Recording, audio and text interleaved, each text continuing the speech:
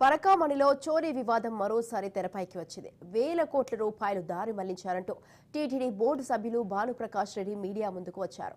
పరకామణి చోరీ కేసుపై enquiry commission ఏర్పాటు చేయాలని డిమాండ్ చేశారు.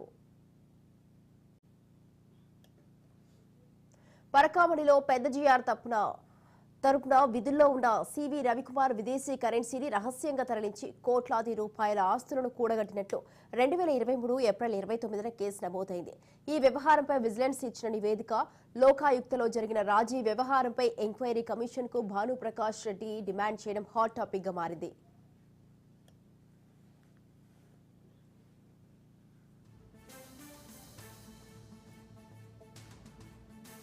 విజిలెన్స్ అధికారి సతీష్ కుమార్ ఇచ్చిన ఫిర్యాదు మేరకు తిరుమల 1 టౌన్ పిఎస్లో కేసు నమోదైంది. నిందితుడు రవికుమార్ పై ఎఫ్ఐఆర్ నమోదు చేశారు. ఇక ఐపీసీ 370, 381 సెక్షన్ల 2ల కింద కేసులు నమోదు చేశారు. ఇక పోలీసులు రవికుమార్ ను విచారించడంతో అవినీతి బయటపడింది. పరకామణి నుంచి కాజేసిన సొమ్ముతో కొన్న ఆస్తులను టీటీడీకి బదిలీ చేసేందుకు రవికుమార్ అంగీకరించారు.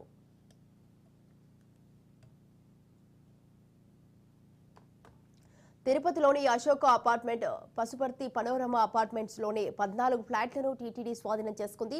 డబుల్ బెడ్రూమ్, ట్రిపుల్ బెడ్రూమ్ ఫ్లాట్లను రవికుమార్ డొనేట్ చేసినట్టు రిజిస్ట్రేషన్ చేసుకుంది. తిరుపతితో పాటు చెన్నై, ఇతర ప్రాంతాల్లో ఉన్న దాదాపు 40 కోట్ల ఆస్తులను టీటీడీకి బదిలీ కాగా ఈ మొత్తం వ్యవహారం అటు శాసనమండలిలోనూ చర్చకు వచ్చింది.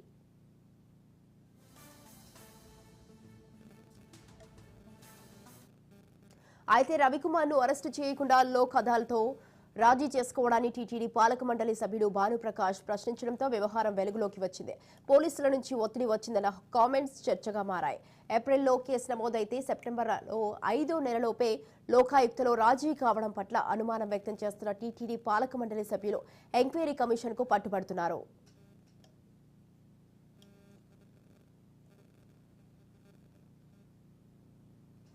జగన్మోహన్ రెడ్డి ప్రభుత్వం రాష్ట్రాన్ని దోచుకునింది కాకుండా వారి ఖజానాన్ని దోచుకున్న వ్యక్తులను కూడా దేశపూర్వకంగా కాపాడిందని చెప్పి గత ప్రభుత్వాన్ని జగన్మోహన్ రెడ్డిని ప్రశ్నిస్తున్నా.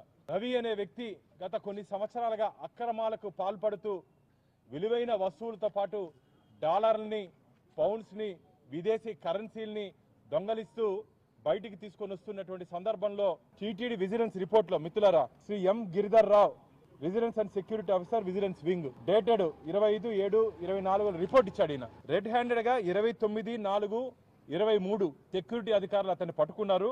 అతని దగ్గర 72,000 రూపాయలు విదేశీ కరెన్సీ అంటే డాలర్లు, US డాలర్లు, $100 మేము పట్టుకున్నామని చెప్పి రాశాడు. దాని వెనకాల అదే విజిలెన్స్ ఆఫీసర్ నివేదికలో under the extreme pressure from the police he affected compromise in the court of law in this case. Police శాఖ నుంచి తీవ్ర ఒత్తిడి వచ్చిన కారణంగా ఈ కేసుని కాంప్రమైజ్ చేసుకున్నాడు.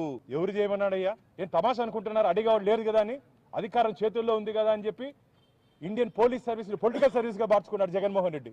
14 అపార్ట్మెంట్లు మిత్రులారా, 14 అపార్ట్మెంట్లు టీటీడీకి రాయించుకున్నారు రవికుమార్ దగ్గర నుంచి. ఇంకోటి అశోక్ అపార్ట్మెంట్ లో 205 ఒకటి రాసుకున్నారు. డాలర్లు 72,000 80,000 చెప్పారు. ఈడ 14 ఫ్లాట్లు, ఇది 10 కోట్లు, దాదాపు 10 కోట్లు విలువ చేసే ఫ్లాట్లు మన వెనకాల ఉన్నాయి. దీంట్లో వాళ్ళే మెన్షన్ చేశారు to several crores of rupees were gifted అంట. దోపిడీ జరిగితే, ఇంత దారుణాలు జరిగితే ఎందుకు అప్పుడున్నట్టు ప్రభుత్వం గానీ, అప్పుడున్నట్టు టీటీ అధికారులు గానీ, అప్పుడున్నట్టు బోర్డు గానీ నిద్రపోయారని అడుగుతున్నా.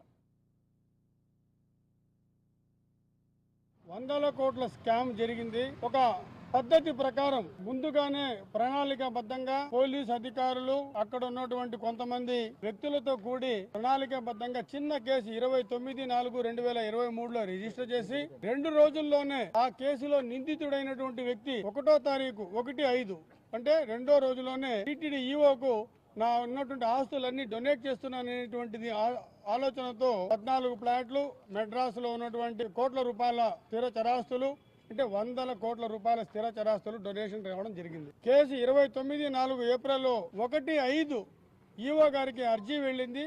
ఈఓ గారి యొక్క నోట్ ఆర్డర్ తో settlement, gift deed settlement Tirumala Tirupati Devasthanam 100 కోట్ల రూపాయలు ఆ వ్యక్తి దగ్గర నుంచి గిఫ్ట్ డీడ్ అనేటువంటి రూపంతో తీసుకొని తద్వారా కేసును నీరు కార్చేటువంటి ప్రయత్నం చేశారంటే పెట్టడానికి ఆ అధికారికి ఎటువంటి అర్హత లేదు.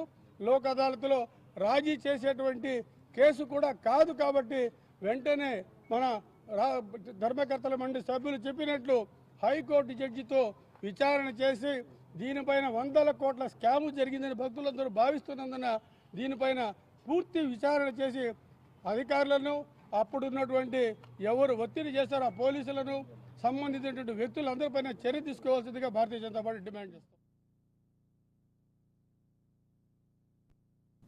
ఇక ఇవాళ సీఎం రేవంత్ తో సినీ ప్రముఖులు భేటీ